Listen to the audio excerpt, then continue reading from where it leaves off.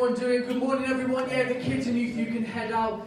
You know, we always intended for those videos to be a transition period, but now the kids, they just want to stay in and watch it, and then they go out, so we just let that happen. They can all head out, that's great. Fantastic. How's everyone doing? Is everyone okay? Yeah. Good. What's the preaching series are we in the middle of at the moment? 5-year plan. You were in 5 years. Well, that was remarkably quieter than the big yeah at the start, but that's okay. We're in a preaching series called You in 5 Years, and if you haven't been here, basically what we've been looking at is this idea of where do you want to be in 5 years? You know, as Christians, we believe that God is calling us somewhere. So if you believe in Jesus, that we're asking the question, hey, where does God want you to be in 5 years? But actually, as every single person in this room, we can decide, actually, I want to be heading in a direction. And basically we've been looking at the reality that the decisions you make today, tomorrow, this week, this month, this year, will dictate your direction and will dictate where you'll be in 5 years. I gave the example that, you know, as a kid I loved football, and so I started playing football, I started watching football, and then I snapped my knee, and then I was 9 months out of football, and all those things added up to a destination. There was lots of different ideas that where we will be in 5 years will be dictated where we are now. Now the first week we looked at, okay, where do we want to be? What's our destination? What does it look like? And what do we need to do to get there? We realised that in reality, you don't get somewhere in a day. You have to change course like you're turning an 18-wheeler lorry or a ship. You change it a degree at a time and eventually you face your destination. So then we looked at, how do we change? And we looked at the reality of one bite at a time. The answer to the question, how do you eat an elephant? The answer is one bite at a time. That John Maxwell said that change doesn't happen in a day, it happens daily. That was the idea last week of change doesn't happen in a day, it happens daily. So what are the small, minute, single decisions and changes that we can put in place that are going to move us 1 degree at a time towards facing our destination? And so we've looked at what? We've looked at how. Who thinks they know what we're looking at today?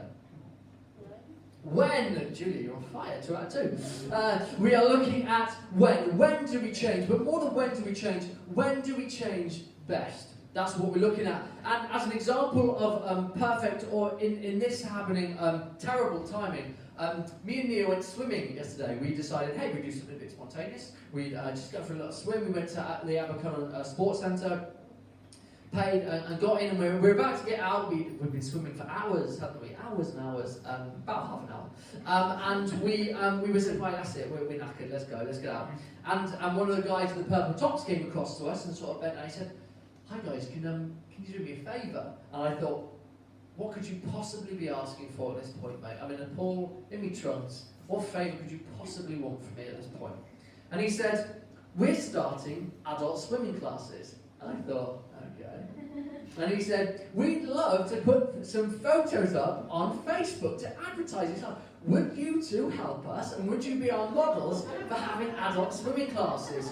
So we looked at each other, and we looked back at him, and we looked back at each other, and we looked back at him, and we said, okay, that's fine, yes, no worries. And so soon on the Aberconn Leisure Centre's Facebook, and potentially on side of buses and everything like that, you will see me in there holding floats and learning how to swim and move an arm over and hold onto the float, and then move the other arm over and put arm on the float, and leaning on the side and listening to someone as he tells us how to swim. And so there we are. There's a little story about some bad timing. Wrong place, wrong time. But we're going to be looking today at good timing.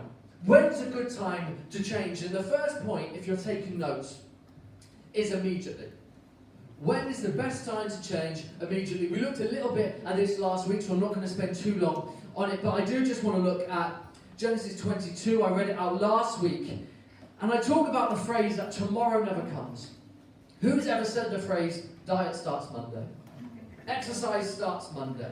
I'm going to start reading that thing. Next time, and then the next time this happens, I'm going to be really, and it just never comes. Tomorrow never comes. Monday comes, and something rubbish happens, and you have that pack of Jammy Dodgers. By the way, did anyone see in Tesco a pack of extra large Jammy Dodgers for 67p? I know I'm probably not helping some of you with what I'm preaching about, but absolutely unreal price. Anyway, so that's Jammy Dodgers. So we look at Monday, tomorrow never comes. And in Genesis 22, it's the story of Abraham and his son Isaac. And God asked Abraham to sacrifice his son Isaac to show that he was faithful to God above all things. That's what he was saying. And verse 3 in chapter 22, Genesis, it's the first book of the Bible, it says this. Early the next morning, Abraham got up, loaded his donkey. Early the next morning. Abraham didn't wait. He'd been asked one of the most difficult things he'd ever be asked in his life, and he didn't wait. He didn't say next week. He didn't say next month. He didn't say, okay, well, maybe when I've had 3 more sons and I know that I'm going to have different. He said, early next morning. He got up and he went. So if you're writing and you're taking notes, when do we change, ladies and gentlemen? Change immediately. Plan to change that evening. Plan to change, put things in place right away, because tomorrow never comes. And the second place I want to talk about that when we should change is when we have control. Now, what do I mean by that? And I'm going to be using some timelines up on the thing. If you could get the first one up, Anthony, if they're working, fantastic. It's a little bit squished, but behind me, in fact, I've been working out. Behind me is a timeline, 24 hours, the 24 is gone, but don't worry about that. We all know what comes after 21, 22, and 23, don't we? It's 24. So, there is our day. Okay, that is a 0 to 24 hour day. That is how many hours every single one of us has in a day. If you have more than that, please let me know. I'll find help for you. And so basically what we tend to do is, if you flick onto the next one, we tend to go, right, this 8 to 6 period is my go time, right? Because the sort of, let's say some of us get up 6:30, 7:30, that sort of time period. That's like blurry-eyed, cup of coffee, getting ready for the morning, sort of throwing clothes on, they're backwards, so you have to turn them around and you get out the door, okay? So that isn't really much going on. And then in the evening, you come home from work, you put things, and you just like, oh, Netflix, oh, TV, oh, let me just relax, I'll just de-stress, I'm winding down to sleep. And so we see this 8 to 6 period as our go time. This is it. This is when I'm going to put things in place. This is when I'm going to do things. This is how, this is when I'm full of energy. But in reality, this is the most uncontrollable section of our life. It's the most uncontrollable because we work. Because we have to do the shopping. Because we have to pick the kids up. We have to drop the kids off, and we have to go and take them to clubs, and then we have to come and take them back. And so we spend this 8 to 6 period of our lives trying to fit in this change and trying to go, oh, I'm going to do better at this, and maybe I'll take healthy eating to lunch at work, but then something happens at work and they need me and I don't get such a long break. And we try and fit all of our change into this time of our day which is completely uncontrollable. And often things will pop up. Your boss needs you to do something else, you need to go off, someone could, it's all that sort of time where we're in the most control. If you flick to the next one, this will just show, I think, the sunrise and sunset. Right, okay, so I put in estimations there, guys, based obviously with daylight saving time, so it changes at every point. But on average, this is when your sun rises and sun sets. And so we have already, daylight is a tiny amount which is controlled, but then we have an evening, and of course we have a morning. So what happens next? I want to look at Genesis 1:1. Go to the very front of your Bible, the very first chapter, the very first book, the very first verse. And join me in Genesis, because we're going to look at a Hebrew idea of a day and see what it could potentially mean for us. Now, there's going to be some things in here which are quite practical, but I'm not necessarily asking you to put all of these into practice. There's a lot of things that we can take from these practices into our lives today. So this is it, Genesis 1:1. In the beginning, God created the heavens and the earth. Now the earth was formless and empty. Darkness was over the surface of the deep, and the Spirit of God was hovering over the waters. And God said, "Let there be light," and there was light. God saw that the light was good, and he separated the light from the darkness. Now listen to this verse. God called the light day, and the darkness he called night. And there was evening, and there was morning, the first day. Who knows there's something weird about that? There was evening, then there was morning. Who here lives from evening to morning? None of us. We live morning to morning. We go, right, day starts. Blurry eyes, work, take the kids, get the kids back. Or a little bit of time, sunset, wind down, sleep. New day. Right? That's a pattern most of us will follow. Unless you're a vampire. Do we have any vampires in the room? No, okay. So that's basically it. But the Hebrew form of day was not sunrise to sunrise, but sunset to sunset. Now what does this do? What does this mean for us? How does that change things in our head? Well, who has ever had this part of their day ruined by this part? Who has ever got home, had the most worst day, and it is written off your evening in all plans you had that night? The plans in the time that you had, which was a controllable time. A time which maybe you've got 2 hours when the kids go to bed, or you've got some time you and your husband on your own, or you've got some time to go and do stuff here. This bit is so often ruined by this bit because we start the day here. Now all of a sudden we start the day here. Sunset, depending on where it is. Now your day starts with 3 to 4 hours of your time. Controlled time. Time that you can put things in place. If you say, I want to exercise, you're not going to exercise. You're most likely not going to exercise here. If you do, congratulations, this is absolutely fantastic, honestly. But you're not going to exercise here, most likely, based on the things that aren't controllable. But you're most likely going to exercise somewhere in here. Right? If you want to read a book, well, you could probably take a little bit of time in work, but your brain's the thing, you're getting your kids ready, you're getting breakfast, you're getting out the door. But here you have time to put in place. If we can skip on to the next one, I think what's the next one? Okay, so there's a little bit of sleep that goes here. So, let's look at it again.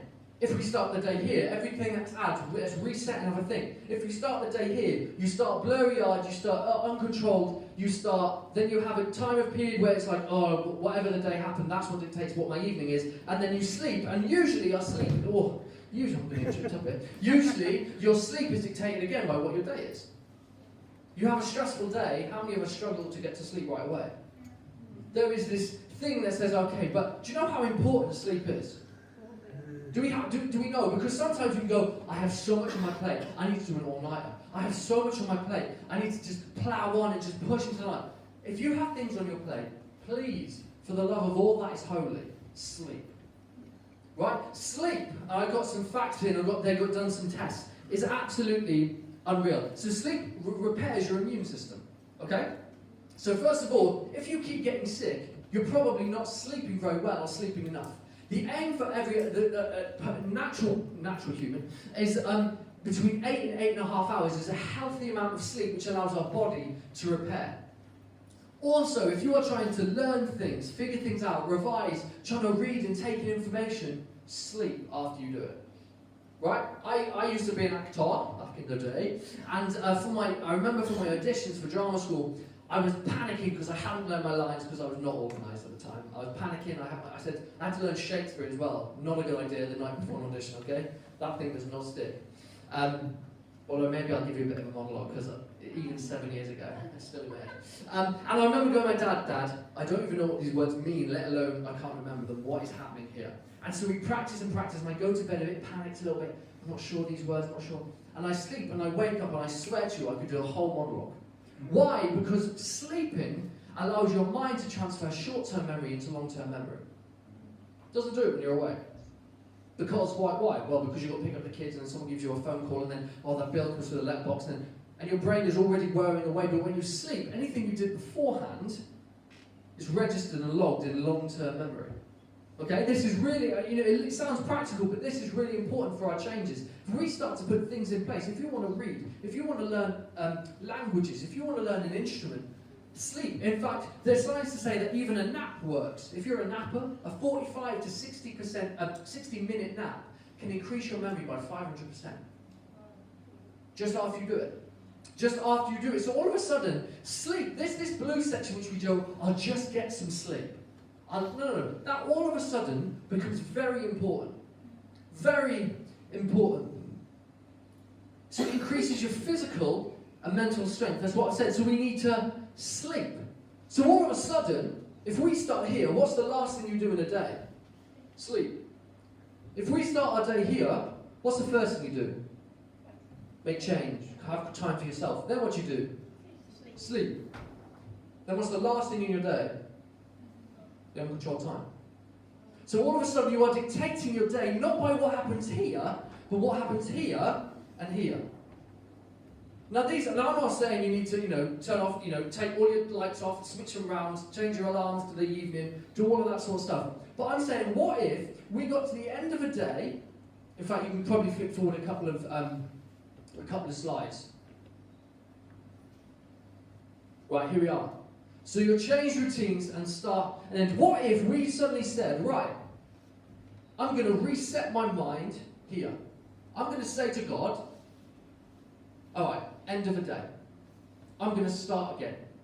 Rather than letting this period where all your change and building in good, healthy routines can come and then sleeping in a healthy way, what if we said to God, okay, it's not going to be easy, but what if we said, right, God, it's a new day.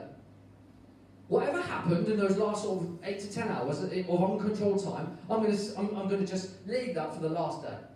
I'm going to say thank you, I'm going to bless you for it, but I'm going to move on. Now, I'm in a healthy mindset to go, I'm going to go to the gym, or I'm going to read a book for half hour, or I'm going to, do those things. I'm going to eat healthy, I'm going to spend some time cooking, okay? I'm going to do those things. Then, I don't feel pressured to push on into the night. I'm going to realise what sleep does for me is actually healthy and incredibly important for me. So I'm going to choose to sleep 8.5 hours. In fact, there's a fantastic, because crazy scientists, they love doing stuff like this. They did a test where they got people who slept less than 7 hours and people that got more than 8. They put them in a room and just said, just mingle. Gave them something to do. Little did they know they were releasing a common cold into that room. The scientists were just releasing a common cold through the air vents. It turns out you are 3 times more likely to hold off any sort of bodily infection when you've had more than 8 hours sleep. They were not showing signs. And so if you're here going, man, I'm always, I've got ulcers in my mouth right now and I'm talking a little bit like this because I'm trying not to bite my tongue and hit the ulcers. And it's because I don't give myself enough sleep, and Neil will tell you that. But I'm starting to realise, what if because I come here, and no offence, but you are my work, but it's very uncontrollable, and sometimes I get home and I'm stressed. And I go, right, that is written off that. But what if I took a moment, what if we took a moment as a church to go, I'm not going to let that ruin off my thing, because sometimes I can be horrible to you in this, I'm not going to lie. I'm a human. But what if I said, you know what, I'm going to honour my wife in this time. I'm going to put in routines. I'm going to read, like I said, just 1 page of a book. I'm going to do 1 push-up. I'm going to do 1 leg squat. Oh, well, an object in motion stays in motion and all that. Inertia. I'll just keep going. I'll do 10, I'll do 15. I'll do jumping ones. All of a sudden we have the able and we have the time and we have the mentality to put these routines in place. And then what do? We sleep. And we solidify it within our minds, and we start to build these things rather than going and cloud them with everything else that happens in work. And this is going to take a mindset, it's going to take a lot of prayer, because I know our days are stressful. And sometimes eating can be stressful too. I'm not saying that, of course I'm not. But what if we took it, put it in place, and we said, you know what, God, I like this Hebrew idea. I like this Hebrew idea of a day, and I wanted to prove you it's not me just babbling rubbish, alright? It's not me talking out of the wrong end, okay? That's the nicest way I could say that. In fact, before I go on to that story, can I just suggest one more thing? The same as we have a sunset, we should have a technology and social sunset. Okay? Because back in the day, when these weren't invented, when lights weren't invented, and all this wasn't invented, and all you had was candles and sun, when the sun went down, what'd you do? You went to bed. Right? But now, we get to sit on our phones, we turn the lights on so we can stay up late, we have TVs which brighten our eyes, we have all these things which tell us just stay awake, just do more things, get more things, receive more stimulus into your mind, but actually that's not helpful. All of a sudden your brain is worrying, you look at social media just before bed and your brain is already worrying insecurities around your head for you to sleep through. But what if we had a technology sundial? Me and Nia put this in place. We don't have phones in the bedroom. We charge them outside the bedroom. Because that's time for me to be with Nia, to chat about the day, to talk. But it's very easy to sit on my phone and watch the football highlights, rather than connect with my wife, rather than honour her. And outside of that, if our minds are working and whirring on our telephones and stuff, we're not going to sleep well. It means we're going to wake up, have a groggy morning. It means that uncontrollable thing, we're going to have less grace and patience with people. It means that we're more likely to have an evening which is written off by what happened in the day. But what if we took a technology, and I'm going to say this, a social sunset? Because it is not healthy for you to always be in contact with people. How you doing? You okay? Yeah. Oh, I heard this. Hello. It's not helpful. Our minds were, and I'm not saying people are socialised, I'm an extrovert. But I want to look at this story and I think Jesus images this perfectly and puts a lot of these things into place. Now, I'm not saying he was going, oh, I think Sam's going to preach on this in 2,000 years, I think I'll do this. But I believe that there are things imaged in this that were in their Hebrew mindset, which we can learn from today. So if you join me, I'd love to read from Luke. I think it's Luke. Yes, Luke 21:37. We're going to look at what happens if we live in that mindset. Look at what Jesus did. 21:37. Luke 21:37. And it says this. And as I'm reading, just track this in your head, okay? Track the timeline on the board in your head. On the board, it sounds like I'm going to teach it now. Ready? Each day, Jesus was teaching at the temple. And each evening, he went out to spend the night on the hill called the Mount of Olives. And all the people came early in the morning to hear him at the temple. So oh, blimey, that's good. Well done. Nice. Can we crack back to the template? Sorry.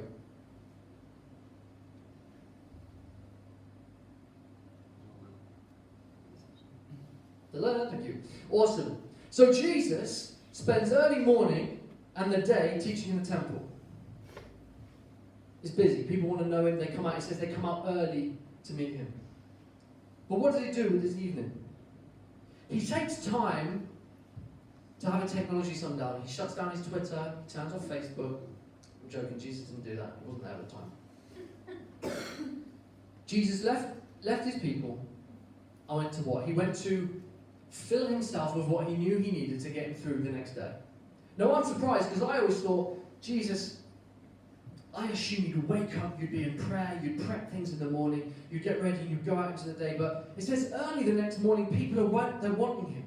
Already he's in this uncontrollable time where people are gasping, asking, Jesus, what are you teaching? What are you doing? So what does he do? He gives his evening to go and spend time on his own, to go and be where he needs and receiving what he needs. Now the Mount of Olives is this place up, and he would look over Jerusalem, and he would do it, and he would spend time speaking with God. He would either be in a small group with his disciples, or he'd be on his own, praying, spending time with God, putting in those changes, those routines to build in. And let me tell you, this story doesn't just come in a normal week. Jesus has just entered Jerusalem, and he has 7 days to his crucifixion. And this is the routines he decides to put in place. The next story in this book is the Last Supper. And it says this: each day Jesus was teaching at the temple, and each evening he went out to spend the night on the hill called the Mount of Olives. Jesus said, I'm going to put this time, I'm going to, the Hebrew mindset I was in at the time, he said, right, I'm going to take this time here, and I'm going to invest in the things that I need. He could say, no, I'm gonna. If we start the day here, I'm gonna ignore this stuff. I'm gonna push people back. I'm maybe gonna start teaching here, and all of a sudden that will be dictated. But he knows that this period is so important, and I believe that we can. I'm saying we need to put these processes in place, because change won't happen in this middle section, in this uncontrollable section. It can try, but I promise you, it won't be sustainable. Trying to eat healthy at work, but then there's not enough nurses on, so she gets thrown out into a shift, or something happens at your school that you're in, or the university, or all those things we try and put in place. We have to take control of our change when we have control, because otherwise change will get brushed to the side, it will be left at the wayside. I promise you. And so, what does he do? Jesus, he takes his evening to be with God, to refill himself, to receive what he needs. He pulls himself away from others and the things that so usually claw for his attention. That's really important. And he uses his evening and night to power his morning, to support and encourage and invest in his morning. So what does it look like for us then? When do we change best? We've done Wednesdays. When do we change best? When we start the day well. What do I mean by that? I don't mean starting the day here, I mean starting the day here. Have a think practically. What could you put in your evenings? Could you read one page of a book? One page. Could you do one push-up? What is that you in 5 years that you're looking for? Could you take 10 minutes just to play the guitar and learn the guitar? Could you do it on the piano? Could you take 10 minutes on Duolingo learning a language? Could you do those things, investing in your future? Start the day well. When do we change best? When we give ourselves time to change. We need to be inaccessible. So much of this world, so much of society, so much of your thing, many of you may have had a phone buzz in your front pocket during this sermon. Someone calling, someone texting, someone wanting to know how you are. And this whole world is about being accessible. And I don't know about you, but it's knackering.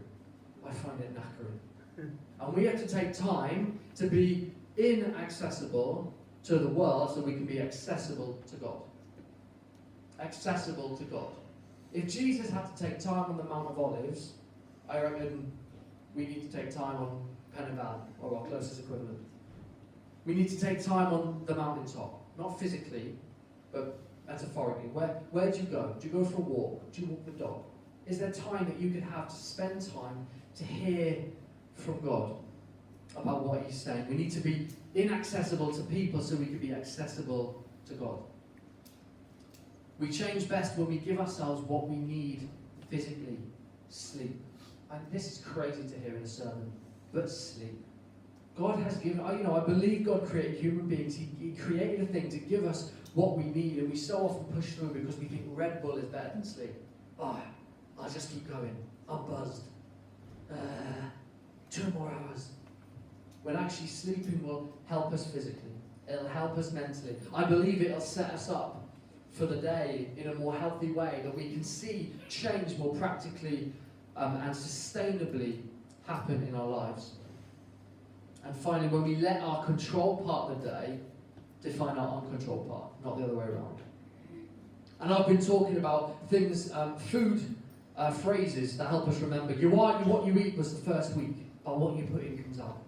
One bite at a time was about taking small steps, and this one is the most important meal of the day.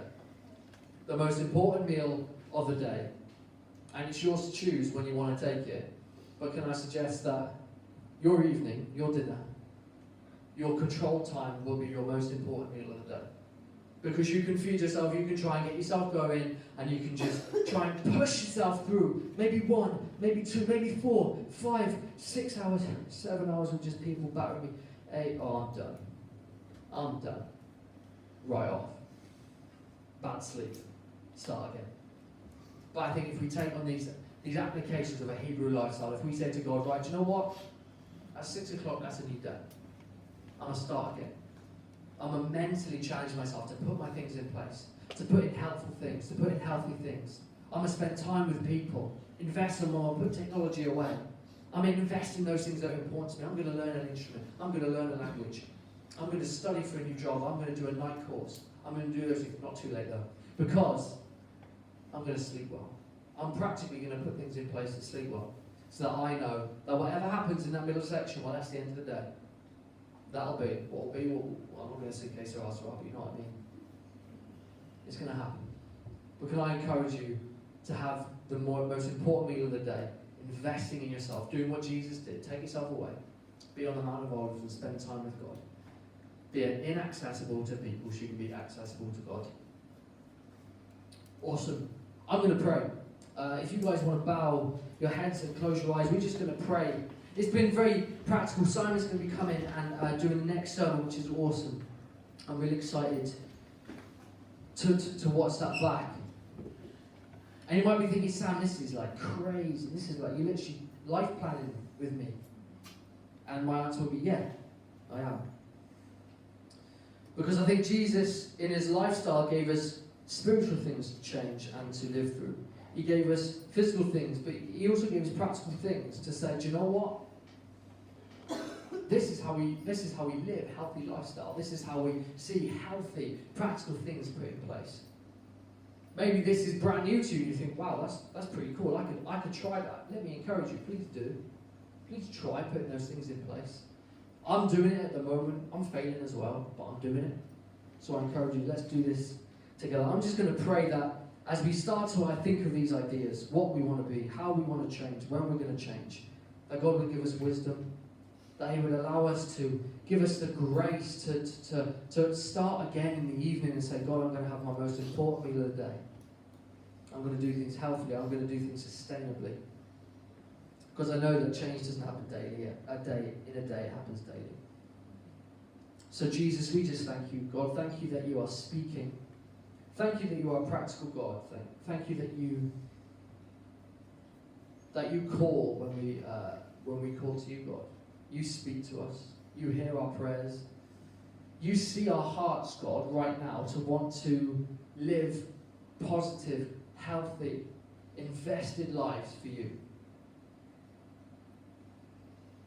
Jesus, a week before your death, you chose to invest yourself wisely. You chose to get yourself time to yourself, to pray, to fill yourself up with what you needed. God, I pray that you would be an inspiration to us, God. I pray even now that you would start putting practical things in our hearts and in our minds that we were going to change. Maybe one little thing, maybe 1 hour slot that we know that we can invest in. But God, I pray that we would start to put in healthy things in our lives. God, I just pray by your Holy Spirit you would guide us, you would lead us. I pray that we would start to see our sleep patterns grow in strength and health. I pray that we would start to see our physical health become more consistently whole and healthy, God. I pray that we would start to see and hear stories of people going, wow, I started doing this and this started to change and it's amazing. Why? Because I don't just think it's a good idea. I wouldn't be talking about it if it wasn't God. I believe that you have laid out patterns in your Son's life for us to follow, for us to copy. So Jesus, we just lift you up. We lift you up in this place. God, I pray for those in this room that don't know you, that aren't sure about you, that are just asking questions, God, that you would, by your Holy Spirit, touch them now. God, I pray that you would just fill them with your love. They may not even know what they're feeling, God, but let there just be this sense that you are with them. You care for them. You love them. You are present with them. And I pray that this is the start of an incredible journey for them. In your name we pray. Amen.